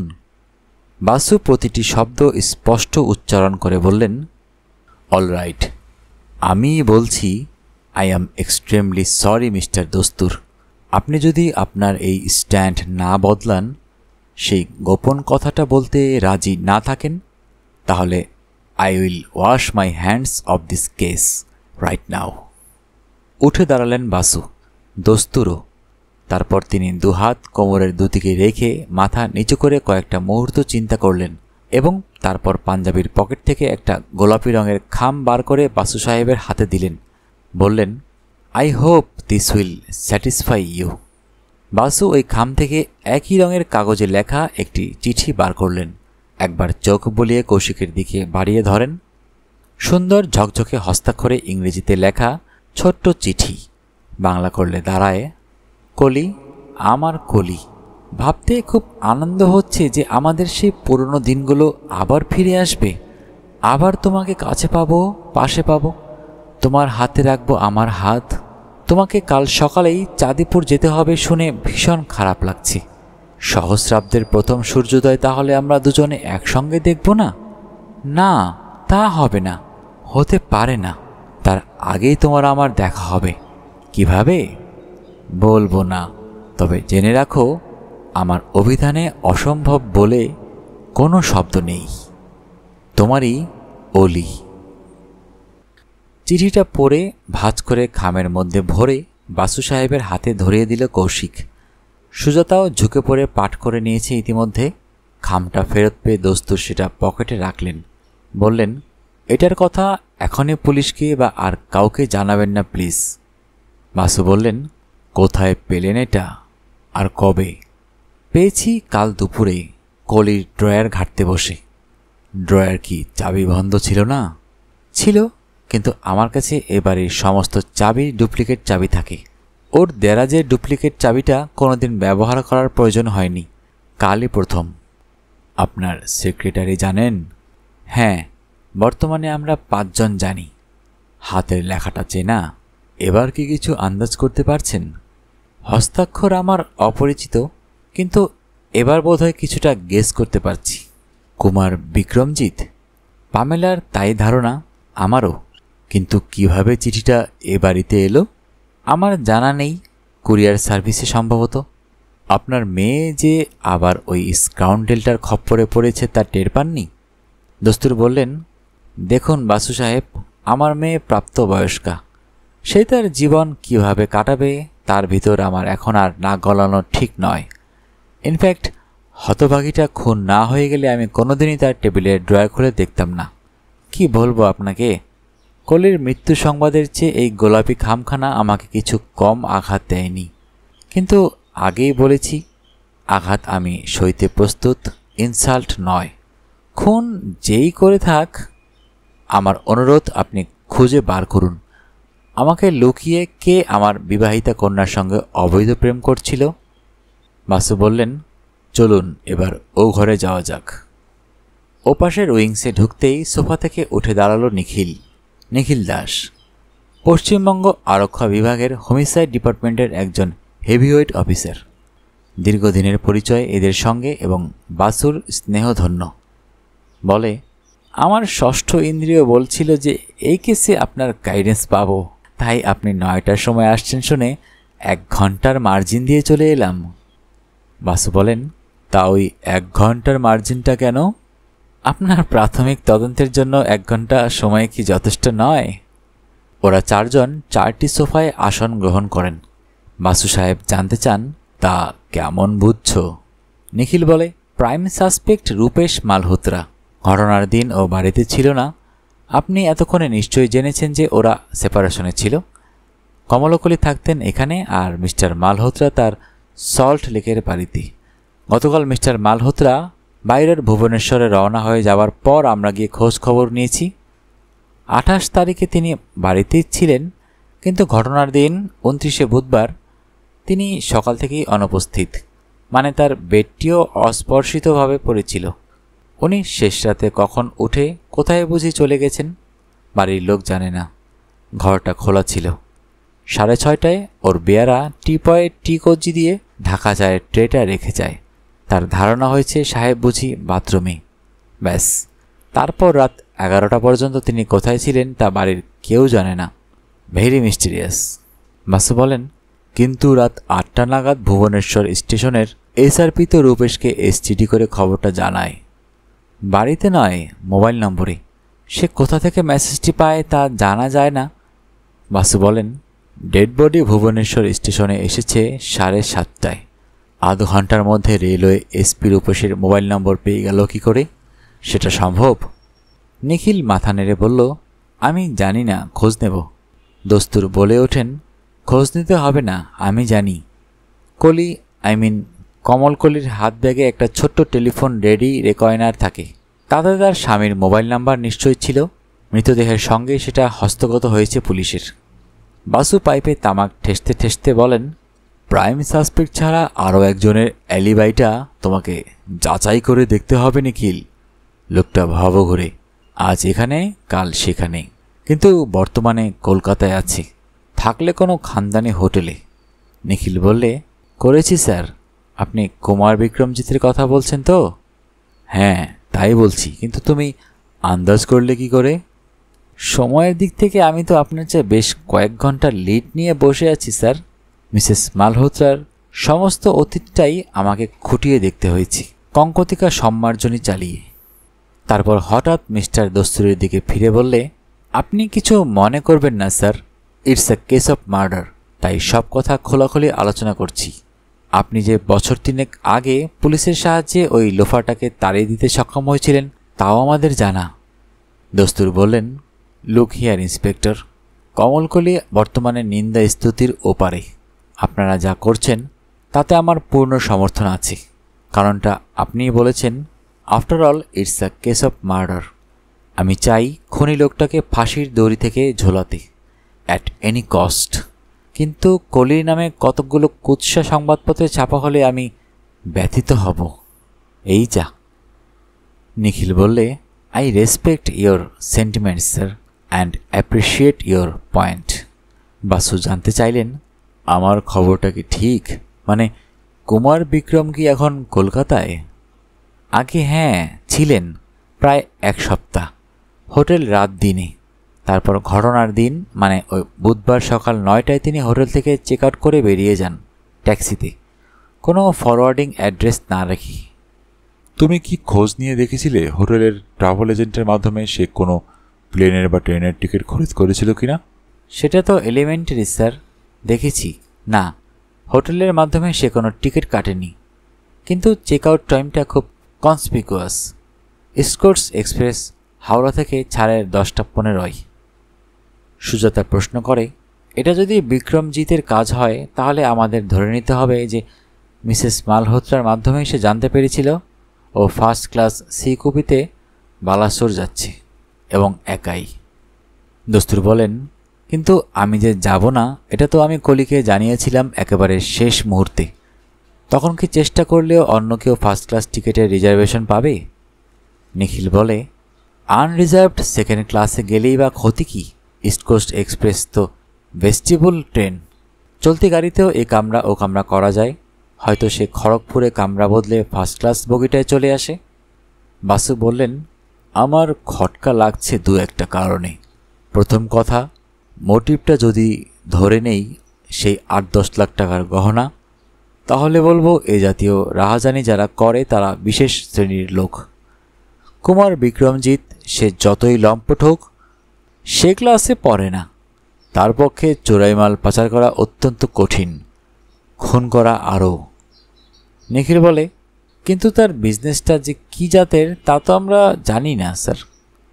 সে 2-3 মাস অন্তর ওদিকে দুবাই, বেরুট, কুয়েত যায়, এদিকে রেঙ্গন, সিঙ্গাপুর, হংকং।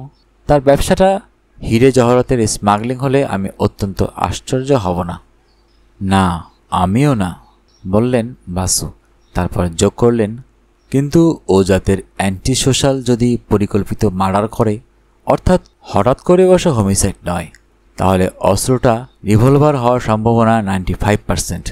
ছোড়া যদি বারণাস্ত্র হয় অত কাছাকাছি থেকে, তাহলে চলতি ট্রেনে আততায়ীকে রক্তের ধারাস্থানে হয়তো অবগাহন করতে হবে। তার ধরা পড়ে যাবার সম্ভাবনা হয়ে যাবে 99%। মানলাম, কিন্তু মিসেস মালহোত্রা যে ছোড়ার আঘাতে প্রাণ দিয়েছেন এটা প্রতিষ্ঠিত সত্য, বুলেট উন্ড নয়। অস্ত্রটা অবশ্য পাওয়া যায়নি, কিন্তু পোস্টমর্টম না করেও যে ডাক্তারবাবু ওর ডেথ সার্টিফিকেট দিয়েছেন তিনি স্পষ্ট করে লিখেছেন মৃত্যুর হেতু স্ট্যাব উন্ড, ছোড়ার আঘাতে। কেউ কোনো কথা বলল না প্রায় 20 সেকেন্ড। তারপর বাসুই বললেন, চুরি যাওয়া গহনাগুলোর লিস্ট তোমার কাছে আছে তো? আগে হ্যাঁ, ওর কোম্পানিয়ান সোমাদেবী লিস্ট মিলিয়ে সেগুলো বাক্সে তুলেছিল, তার কাছ থেকে সেটা আমি পেয়ে গেছি। অল দ্য আইটেমস, হীরের চুনি পান্নার সংখ্যা আর ডিটেলস। গহনা থেকে খুলে নিয়ে বিক্রি করতে গেলেও ধরা পড়ে যাবার যথেষ্ট সম্ভাবনা। চোরাবাজারের সমস্ত ঘাঁটিতে সেই লিস্ট পাঠিয়ে দেওয়া হয়েছে, কারণ মিসেস রূপেশ মালহোত্রাকে অনারেবল এক্সেপশনাল হিসেবে ধরে নিলে হত্যার উদ্দেশ্য একটাই, জুয়েল থিফের কাজ। রেলের ছিচকে চোর চুরি করতে পারে না, কিন্তু খুন নেভার। বাসু জানতে চান, তুমি কি আজই ভুবনেশ্বর রওনা দেবে? দেবে মানে? দিয়ে বসে আছি। যাবার পথে দস্তুর সাহেবের বাড়িতে আপনার সঙ্গে দেখা করে যাচ্ছি। ওরাও আজই দুপুরে যাচ্ছেন বাই রোড, কিন্তু ওদের উদ্দেশ্য শেষ কাজ পুরীতে। আমার ডেস্টিনেশন ভুবনেশ্বর। প্রথমে কোথায় যাবে? খড়গপুর, বালেশ্বরেও দাঁড়াবো, তারপর একে একে ভদ্রক, যাজপুর রোড, কটক, ফাইনালি ভুবনেশ্বর। আমি বালাসোরে গাড়ি ছেড়ে দিয়ে বাকি পথটা ট্রেনে যেতে চাই। প্রতিটি স্টেশনে আমাকে খোঁজ নিতে হবে। মিস হাজরা তাকে শেষবারের মতো জীবিত দেখেছেন বালাসোরে বেলা 2:45টায়, আর মিস্টার পট্টনায়ক তাকে মৃতাবস্থায় দেখেন কটকে সন্ধ্যা 6:15টার। মানে হত্যাকাণ্ডটা অনিবার্যভাবে ঘটেছে বালেশ্বর কটকের মাঝখানে। রেললাইন অনুসারে ভৌগোলিক দূরত্ব 177 কিলোমিটার। সময়ের ব্যবধান 3.5 ঘন্টা। আগামীকাল রাত্রে অথবা পরশু সকালে আমি কলকাতা ফিরব, আর তৎক্ষণাৎ আপনার সঙ্গে যোগাযোগ করব। ফেরার পথে গাড়িতে সুজাতা প্রশ্ন করে, বিক্রমজিতের চিঠিখানার কথা আপনি জানলেন কি করে? জানতাম না তো, আন্দাজ করেছিলাম। সেটাই বা কী করে? Human psychology. হত্যাকাণ্ডের প্রাইম সাসপেক্ট রূপেশ মালহোত্রা, পুলিশও তাই ভাবছে। দস্তুরও। কলির সঙ্গে তার লিগ্যাল ডিভোর্স হয়নি। রূপেশ মৃত কমলকলির স্বামী, উইল মোতাবেক তার ওয়ারিশ। হত্যাপরাধে সে যদি সাজা না পায় আর উইলের এক কপি যদি তার কাছে থেকে থাকে, তাহলে কমলকলির যাবতীয় অস্থাবর সম্পত্তি সে সহজেই দখল করবে। Dastur with all his huffing and puffing কিছুই করতে পারবে না। কিন্তু রূপেশকে ফাঁসাবার জন্য আমার সাহায্যের প্রয়োজন নেই, পুলিশই তা করছে এবং করবে। তাহলে দস্তুর তড়িঘড়ি আমাকে ডেকে পাঠালো কেন? তার কাছে এমন কিছু ক্লু নিশ্চয়ই আছে যা সে পুলিশকে জানাতে পারছে না স্ক্যান্ডালের ভয়ে। তাছাড়া তার অবচেতন মন চাইছে রূপেশই হত্যাকারী রূপে চিহ্নিত হোক। একমাত্র তাহলেই সে তার কন্যাকে দান করা কয়েক কোটি টাকার সম্পত্তি উদ্ধার করতে পারবে। সেগুলো ওই লোফারটার মাধ্যমে রেস করছে ঘোড়ার খুঁড়ে খুঁড়ে ধুলো হয়ে যাবে না। বিক্রমজিতের চিঠির কথা আমি জানতাম না, কিন্তু রূপেশ ছাড়া অন্য কোনো লোককে যে দস্তুর সন্দেহ করছে এটা নিশ্চিত। সেটার একটা জোরালো কারণ আছে, আর তার ক্লুটা যে দস্তুরের আস্তিনের তলায় তা আশা করেছিলাম। দেখা গেল আমার অনুমান নির্ভুল। দস্তুর যে বলেছিল ওই গোলাপি চিঠিখানির আঘাত তার কন্যার মৃত্যুর সমতুল্য, তা সেটা বাগাড়ম্বর নয়। সে বিক্রমজিৎকে ও ব্যাপারে চিহ্নিত করেছে, তাকে মর্মান্তিক প্রত্যাঘাত করতে চায়, তাকে ফাঁসি দিয়ে। ওই ছোকরা যে তার বিবাহিত কন্যার সঙ্গে প্রেম করছে এতে সে অপমানিত বোধ করেছে, but not at the cost of acquitting Rupesh. এই জন্য সে আমাকে ডেকে পাঠিয়েছিল, এই ভেবেই ওকে চ্যালেঞ্জ করেছিলাম। এই সময়ে কৌশিক বলে ওঠে, আমার একটা প্রশ্ন ছিল মামু। বাসু তাকে মাঝপথে থামিয়ে দিয়ে বলেন, সেটা বাড়ি গিয়ে গাড়ি চালাতে চালাতে নয়, look at the road. Lunch টেবিলে বাসু সাহেব বলেন, হ্যাঁ, অথাত ব্রহ্ম জিজ্ঞাসা। এবার বলো কৌশিক, কি ছিল তোমার প্রশ্নটা? কৌশিক বলে, না, প্রশ্ন ঠিক নয়, আমি সমস্ত ব্যাপারটা একবার ঝালিয়ে নিতে চাইছিলাম, জানতে চাইছিলাম আপনার মতামত। ঝালিয়ে নাও। আমার প্রথম যুক্তি, কমলকালী হত্যা মামলার অপরাধী আমাদের চেনা জানা লোকের বাইরে কেউ নয়, কারণ অচেনা কোনো অ্যান্টিসোশ্যালের পক্ষে জানা সম্ভবপর নয় যে ওর কাছে ট্রেনের কামরায় 8-10 লাখ টাকার গয়না আছে। ফলে খুনিকে আমরা চিনি, যদিও তাকে চিহ্নিত করতে পারছি না। আপনি একমত? না, আদৌ নয়। হয়তো হত্যাকারী আমাদের অপরিচিত একজন পেশাদারী মার্ডারার, তবে আমাদের পরিচিত কোনো লোকই তাকে এ কাজে লাগিয়েছে। তা যদি হয় তাহলে ওই সঙ্গে মেনে নিতে হবে যে তাকে নিয়োগ করতে পারে একমাত্র একজন লোকই, রূপেশ মালহোত্রা। হয়তো প্রফেশনাল মার্ডারারের প্রাপ্য সে মিটিয়েছে সেই গহনা দিয়ে, তাকে ওগুলো নিয়ে সরে পড়ার সুযোগ দিয়ে। Do you agree? না, আদৌ নয়।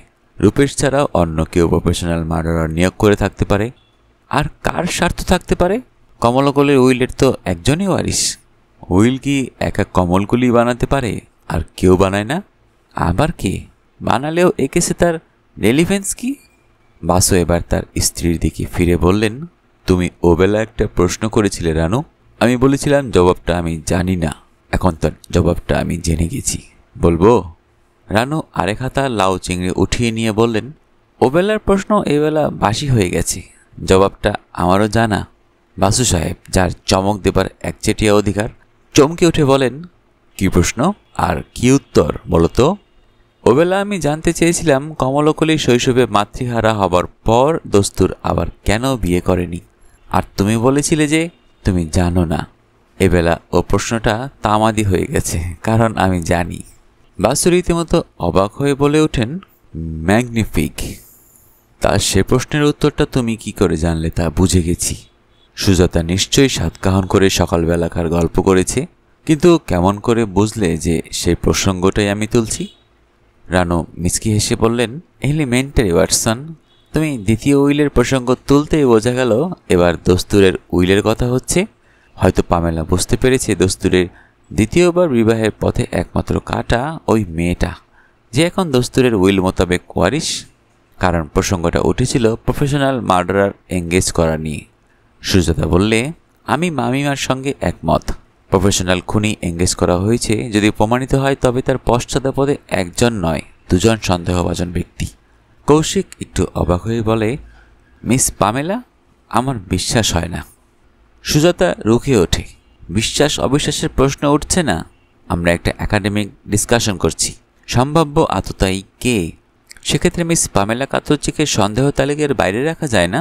সকালবেলা দেখলাম দস্তুর সাহেবকে সে বরাবর তুমি বলে সম্বোধন করে গেল। দস্তুর ওর এমপ্লয়ার, ওর বস, তাকে আপনি করে কথা বলাই শোভন ও স্বাভাবিক, বিশেষ তৃতীয় ব্যক্তির উপস্থিতিতে। কৌশিক বলে, তার অন্য কারণ থাকতে পারে, উনি বিদেশি, ভালো বাংলা জানেন না, হয়তো আপনি তুমি গুলিয়ে যায়। ঘোড়ার ডিম। মামুকে, তোমাকে, আমাকে তিনি বরাবর আপনি সম্বোধন করে গেলেন। ভদ্রমহিলা বলেছিলেন, কোর্ট দস্তুর ওকে ডিভোর্স পিটিশন ফাইল করাতে রাজি করিয়েছিল, আমাদের অ্যাটর্নি তার কাজ শুরু করেও দিয়েছিলেন, আনকোট। আসলে কি জানেন মামু, মেম সাহেবের চাপা কলির রং দেখলেই এদেশি ছেলেদের মাথা ঘুরে যায়। বাসু বলে ওঠেন, no no no, this is not the venue. দাম্পত্যালাপ লাঞ্চ টেবিলে নয়, শয়নকক্ষে। কৌশিক ব্যাপারটা সামলে নিতে বলে, কিন্তু মামু, চাপা রঙের মুর্শিদাবাদী শাড়ির কথাটা হঠাৎ আপনার মনে হলো কেন? ও কথা তো কেউ বলেনি। ছুরি কাটা প্লেটে নামিয়ে দিয়ে বাসু চেয়ারে হেলান দিয়ে বসলেন। বলেন, সেটাই তো tragedy mister Sukaushali. You see but you don't observe. Kaushik রুখে ওঠে, কি দেখি আর লক্ষ্য করি না? চাপা রঙের মুর্শিদাবাদের কথা কে কখন বলেছে বলুন? বাসু এবার পুডিংয়ের বোলটা কাছে টেনে নিতে নিতে বললেন, ঠিক আছে বাপু, ঠিক আছে। ওটা না হয় তোমাদের মামুর একটা স্লিপ অফ টাং হয়েছিল, তা এমন ভুল কি সবাই করে না? করেনি হোমস, পেরো, ব্যোমকেশ অথবা তোমাদের ফেলুদা? সুজাতা, কৌশিক পরস্পরের দিকে তাকালো। হঠাৎ দুজনেই গম্ভীর হয়ে গেল। ওরা দুজনে বুঝতে পারে চাপা রঙের মুর্শিদাবাদী শাড়িটার একটা প্রাসঙ্গিকতা আছে। কি সেটা? বাসু মামু তো এমন ভুল করেন না। রানু বলেন, চাপা রঙের মুর্শিদাবাদীর ব্যাপারটা কি? বাসু বলেন, বাদ দাও ওসব ফালতু কথা, কিন্তু একটা ভুল হয়ে গেছে। নিখিলকে খোঁজ নিয়ে দেখতে বলা হয়নি মিস পামেলা কাত্রোচির আদি নিবাসটা কোথায়, ইতালি না সিসিলি? সুজাতা জানতে চায়, কেন? তাতে কি সুরাহা হবে? কৌশিক প্রত্যাঘাতের এই সুযোগটা ছাড়ে না। স্ত্রীকে বলে, সেটা জানতে হলে কিছু পড়াশোনা করা প্রয়োজন। মারিয়া পুজোর the Godfather, the Last Don, the Sicilian এবং সর্বশেষ রচনা ওমেরটা। বাসু আবার বলে ওঠেন, এখানে নয়, ওসব দাম্পত্যালাপ মশারি ফেলা জনান্তিকে প্লিজ।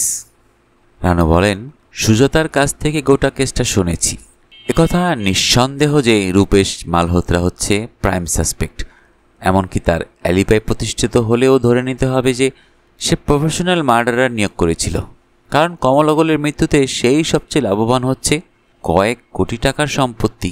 দ্বিতীয়ত, পামেলা কাত্রোচি সিসিলিয়ান ঘরানার হলে ওর রক্তের মধ্যেই এটা আছে। আর মোটিভও স্পষ্ট বোঝা যায়। সে বুঝেছে কমলকলি জীবিত থাকলে দস্তুর ওকে বিয়ে করবে না। ওদের সোসাইটিতে এমন বিয়ে হামেহাল হয়। ফলে দস্তুর কেন তার সেক্রেটারিকে বিয়ে করছে না বোঝা কঠিন। তবে এটা নিশ্চিত যে কমলকলি জীবিত থাকতে দস্তুর তার উইলটা পাল্টাবে না। থার্ডলি, কুমার বিক্রমজিৎ। তার ক্ষেত্রে 8-10 লাখ টাকার ওই গহনার পুটুলি ছাড়া লাভের অঙ্গে আর কিছু পড়ছে না। তবে কৌশিকের সঙ্গে আমি একমত। অর্থাৎ নিজে হাতে খুন যেই করে থাক, প্রাইম মুভার আমাদের অপরিচিত কেউ নয়।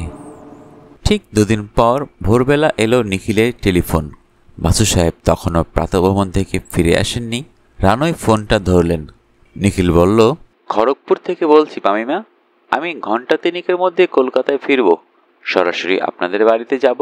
স্যার যেন আমার জন্য বাড়িতেই অপেক্ষা করেন অ্যারাউন্ড বেলা 10টায়। অনেক গুরুত্বপূর্ণ তথ্য সংগ্রহ করেছি, some very vital clues. Ranu বলেন, বলবো 10টার সময় উনি বাড়িতেই থাকবেন, কিন্তু তুমি বাপু কাকলিকে একটা ফোন করে জানিয়ে দিও, সে বেচারি ব্যস্ত হয়ে আছে। নিখিল হেসে ফেলে। টেলিফোনেই বলে, ঠিক আছে মামিমা, তাকেও জানিয়ে রাখবো। আমি বাড়ি না ফিরে সরাসরি নিউ আলিপুরে গেলে সে রাগ করবে না। নিখিল এসে পৌঁছল ঠিক 10টা 10-এ। বেচারি মুখ খুলবার আগে রানু জানতে চান, ব্রেকফাস্ট হয়েছে নাকি নাও খাওয়া বলে দৌড়াদৌড়ি করছো?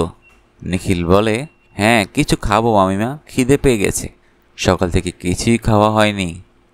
তাহলে বাইরে গিয়ে তোমার ড্রাইভারকেও বলে এসো, সে যেন দোকানপাটে না দৌড়ায়। সে বেচারির জলখাবারও বিশুকে দিয়ে পাঠিয়ে দিচ্ছি।